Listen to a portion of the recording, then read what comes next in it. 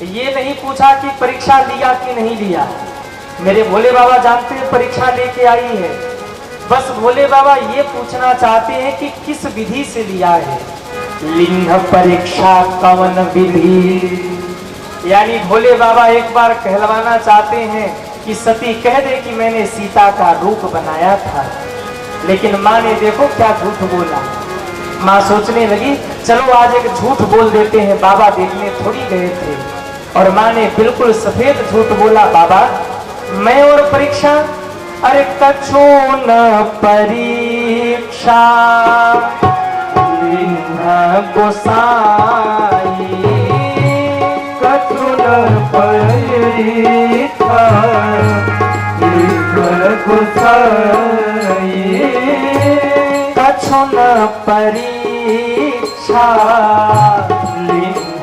गोसाई, कछु न परीक्षा गोसाई, किन्ह प्रणाम तुम्हारी नाई, किन्ह प्रणाम तुम्हारी नाई, तुम्हारी नाई, तुम्हारी नाई। बाबा मैंने कोई परीक्षा नहीं लिया। कछु न परीक्षा लिन्ह गोसाई। तो भोले बाबा ने कहा किया क्या? बोले किन्ह प्रणाम तुम्हारी ही नाई। आपने यहाँ से प्रणाम किया, मैंने सोचा मैं जरा पास में जाकर प्रणाम कर लूं। राम जी को प्रणाम करके आई हूँ। भोले बाबा सोचने लगे यहाँ से कह कह के मर गया, प्रणाम कर ले प्रणाम कर ले।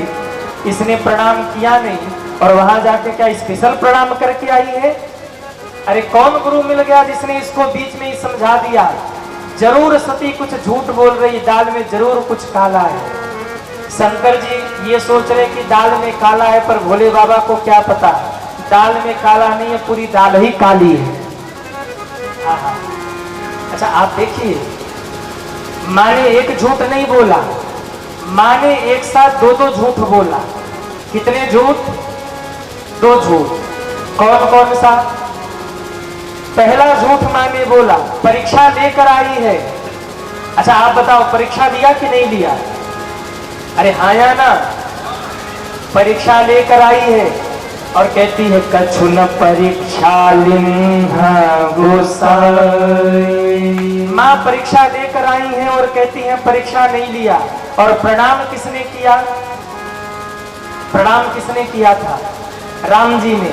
सो कहती है किन्ह प्रणाम तुम्हारी नाई। मैंने प्रणाम किया है।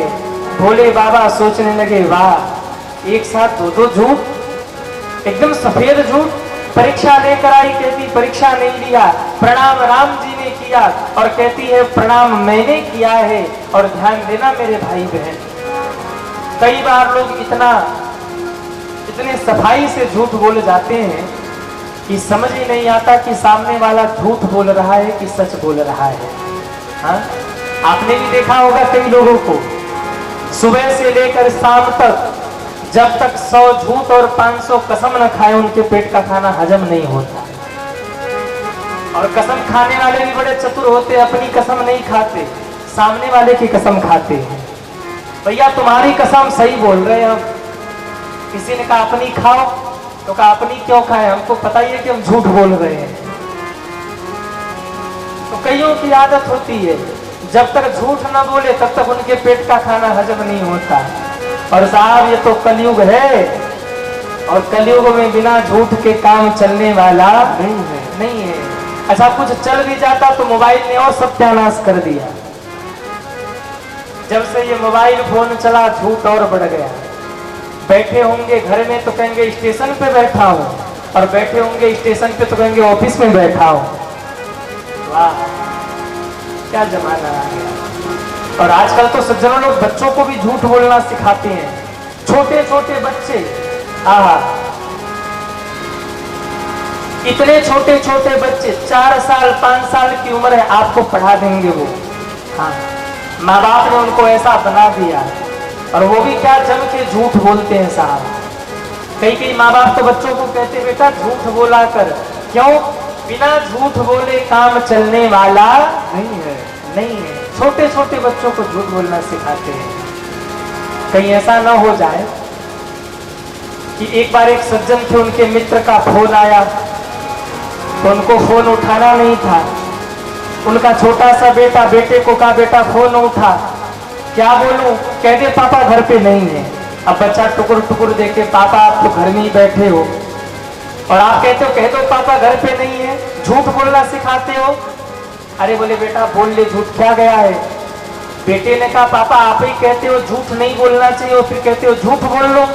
पापा तो पापा थे, भदौरा के आसपास के कहीं के थे, भदौरा के नहीं थे। भदौरा नहीं, भदौरा के लोग अच्छे हैं। अब वो पापा तो पापा से कहा बेटा मैं कहता हूँ झूठ नहीं बोलना चाहिए, पर मैं ये भी कहता हूँ कभी काल को बोल लेना चाहिए, बोल ले झूठ। लेकिन बच्चा तो बड़ा ईमानदार, बच्चे मन के सच्चे, बच्चे ने कहा नहीं बोलता।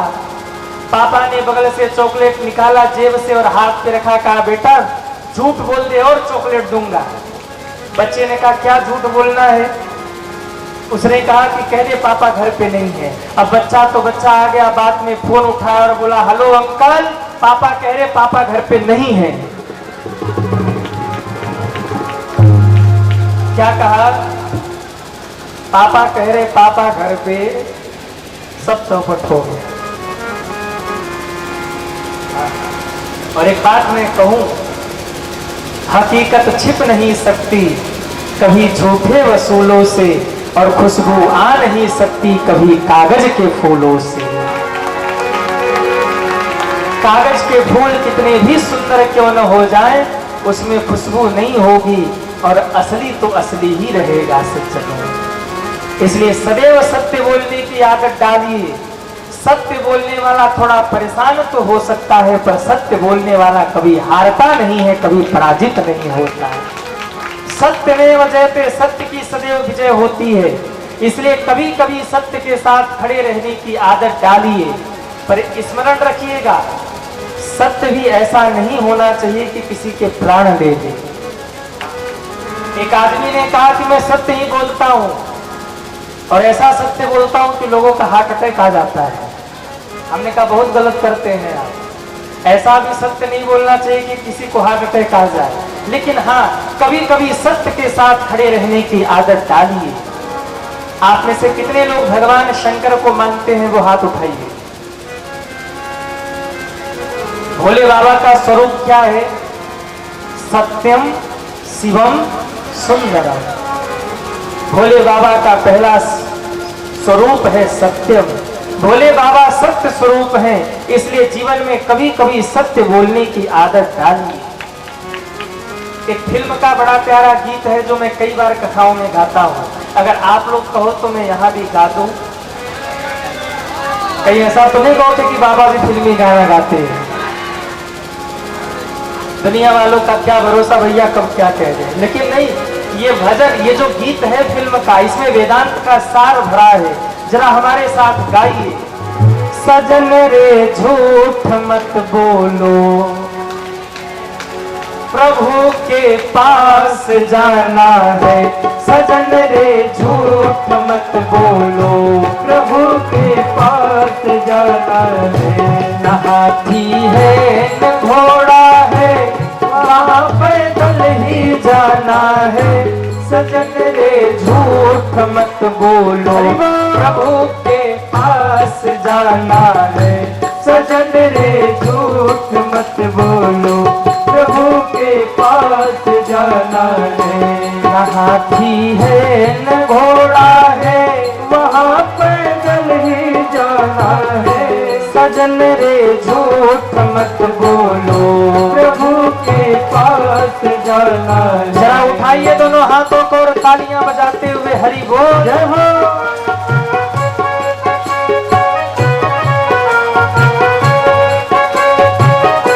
तुम्हारे महल चौबारे यहीं रह जाएंगे सारे। तुम्हारे महल रह जाएंगे प्यारे, अकड़ किस बात की प्यारे, अकड़ किस बात की प्यारे, ये सिर फिर भी झुकाना है। सजन रे झूठ मत बोलो, प्रभु के पास जाना है।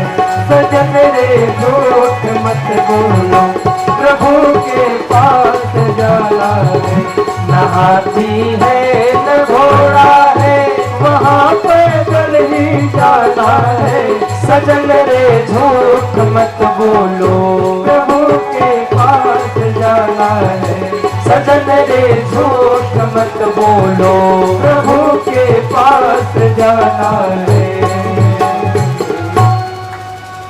न हाथी है न घोड़ा है, वहाँ पैदल ही जाना है। सजन रे झूठ मत बोलो, प्रभु के। अरे बदाड़ा वालों गाओ तो, सजन रे झूठ मत प्रभु के। न हाथी है न घोड़ा है, सजन रे। आप लोग तो ऐसे गा रहे जैसे आज के बाद झूठ बोलना ही नहीं है। अच्छा कहते हैं, आप कहेंगे प्रसन्न क्यों होते हैं? तो देखिए, ये स्तुति सबसे पहले दक्ष ने बकरे के मुख से किया था और शंकर जी खूब ठाका लगा के हंसे थे। और तब से ऐसी परंपरा है कि शंकर जी के मंदिर में जो भी जाकर हर बम बम करके गाल बजाता है, बाबा प्रसन्न हो जाते हैं। आप कहेंगे प्रसन्न क्यों हो जाते हैं? अरे भाई, शंकर जी के सामने जाकर जब कोई हर हर बम बम करके गाल बजाता है ना, तो मेरे भोले बाबा को बकरे के मुख वाले ससुर जी की याद आ जाती है। और बाबा खूब आशीर्वाद देते, बेटा खूब खुश रहो, प्रसन्न रहो, आबाद रहो। इसलिए कुछ करो न करो, शंकर जी के मंदिर में जाकर बम बम, अरे बोलो ना, बम बम बम बम बम, हर हर बम बम, हर हर बम बम।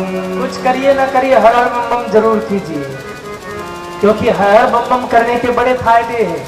एक बार एक पंडित जी थे, उनके ऊपर झूठा मुकदमा चल गया।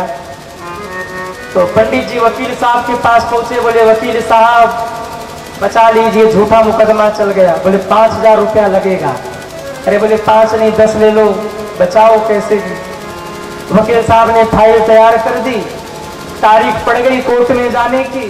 वकील साहब ने कहा कोर्ट में जाइएगा, जज के सामने खड़े होइएगा, जज साहब कुछ भी बोले केवल एक ही बात कहिएगा, बम बम बम बम। क्या कहिएगा? बम बम बम बम। पंडित जी ने कहा बस बम बम कहना। बोले बस बम बम कहना, कुछ और मत बोलना, बस बम बम कहना। अब पंडित जी पहुंचे, जज साहब ने अपना कार्य शुरू किया। पूछा क्यों पंडित जी, आपसे गलती हुई? पंडित जी ने कहा बम बम। बोले आपसे अपराध हुआ? पंडित जी ने कहा बम बम। बोले आपके ऊपर जो केस चला ये सच है? पंडित जी ने कहा बम बम। 10 मिनट तक पूछताछ किया गया, पंडित जी एक ही बात बोलते रहे, बम बम। जज साहब परेशान हो गए, फाइल फाड़ के फेंक दिया। अरे ये तो बड़ा मूर्ख आदमी है, इसको बम बम के सिवा कुछ आता ही नहीं, ये पाप क्या करेगा, अपराध क्या करेगा, ले जाओ इसे। पंडित जी छूट गए, मन ही मन सोचने लगे इतना ही बोलना था तो हम ही खुद ही बोल लिए होते, खामखा 5000 रुपया गया, अब कैसे बचूं। पंडित जी निकल के आए, वकील साहब ने कहा पंडित जी काम हो गया? पंडित जी ने सिर घुमाया, हाँ हो गया। बोले 5000 रुपए? पंडित जी ने कहा बम बम। अरे बोले भाई 5000 रुपया तो दे दो। पंडित जी ने कहा बम बम। अब आप लोग ऐसा मत करना, नहीं तो बेचारे वकील साहब तक घाटा बैठ जाएगा। बम बम, आप सोचिए, बम बम कहने से जज साहब ने फाइल फाड़ दिया, अपराधों को क्षमा कर दिया। आप जब शंकर जी के मंदिर में जाकर बम बम कहते हैं तो महादेव आपके अपराधों की फाइल को फाड़ करके आपको आशीर्वाद प्रदान कर देते हैं सज्जन। इसलिए भोले बाबा के मंदिर में जाइए, हर हर बम बम, हर हर बम बम, हर हर बम बम, हर हर बम बम, हर हर बम बम, हर हर बम बम, हर हर बम बम। ऐसे नहीं, सभी दोनों हाथ उठाइए। जरा अगल बगल देख लो, किसी को नींद तो नहीं आ रही। हर हर बम बम, हर हर बम बम, हर हर बम बम, हर हर बम बम, हर हर बम बम, हर हर बम बम। बोल शंकर भगवान की जय हो। दक्ष ने प्रार्थना किया, दक्ष के यज्ञ को महादेव ने पूर्ण किया। गोस्वामी जी कहते हैं, सती मरत हरि सन वर मांगा, जन्म जन्म शिव पद अनुरागा, तेहि कारण हिम गिरि गृह जाई, जनमी पार्वती तन पाई। माता सती ने जीवन के अंतिम समय में नारायण भगवान से निवेदन किया था, हे प्रभु अभी तो जा रही हूं, लेकिन अगले जन्म में जब मुझे पुनः भेजना तो पुनः मुझे महादेव के ही चरणों की दासी बनाना। अगले जन्म में भी पति रूप में महादेव ही मिले। उसी का वरदान के कारण वही माता पार्वती पर्वतराज हिमालय के घर पुत्री रूप में प्रकट हुई, पर्वत की बेटी बनी, सोई माँ का नाम पार्वती पड़ गया। बोलिए पार्वती मैया की जय हो। कहीं भी कुछ होता है, किसी को पता लगे न लगे, पत्रकारों को पता लग जाता है। जब हिमालय राज के यहाँ उत्सव हुआ तो पत्रकार बंधुओं को पता लग गया। और देवताओं के पत्रकार कौन है? कौन है? नारद जी। नारद जी ऐसे संत हैं जिस घर में रोज झगड़ा होता हो, अगर नारद जी के चरण पड़ जाए तो कभी झगड़ा नहीं होगा। और जिस घर में कभी झगड़ा नहीं होता, अगर नारद जी के चरण पड़ जाए तो रोज ही झगड़ा होगा सज्जन। नारद जी ऐसे अद्भुत संत हैं, और जिसके गले में एक बार नारद जी ने कंठी डाल दी और कान में मंत्र फूंक दिया, वैकुंठ का टिकट पक्का हो जाता है। नारद जी ने सुना हिमालय राज के घर पुत्री का जन्म हुआ है, सो नारद समाचार सब पाए, को तो कहेंगे नारद समाचार सब पाए, को तो कहेंगे शैल राज बड़ आदर कीन्हा, पद पखारी बड़ आसन दीन्हा। श्री राम जय राम जय जय राम, श्री राम जय राम जय जय राम, श्री राम जय राम जय जय राम, श्री राम जय राम जय जय राम।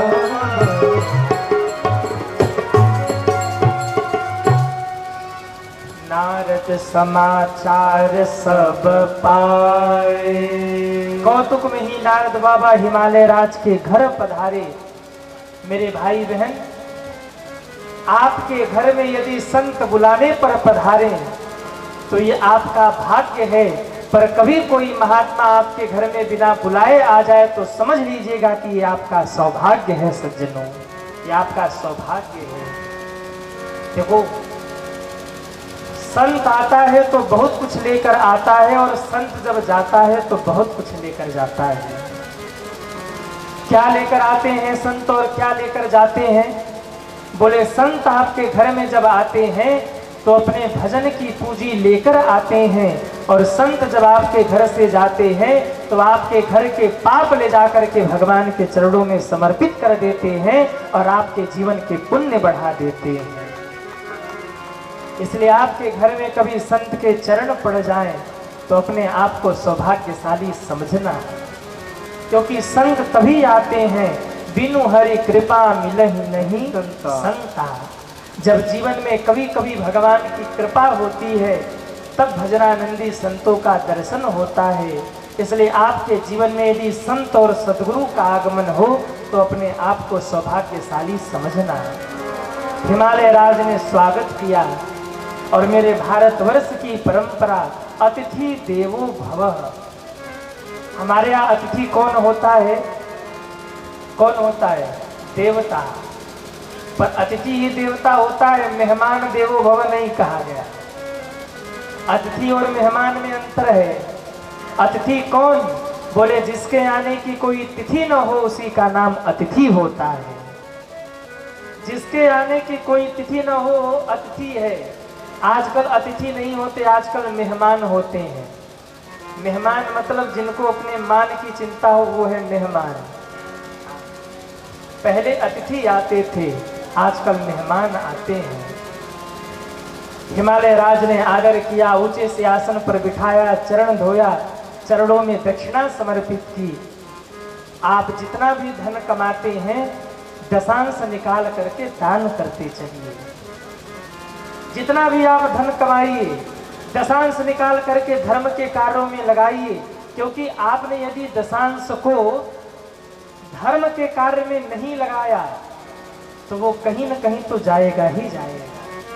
कहीं हारी बीमारी में जाएगा, कहीं हॉस्पिटल में जाएगा, कहीं मुकदमे में जाएगा, कहीं इधर खर्च हो जाएगा, कहीं उधर खर्च हो जाएगा।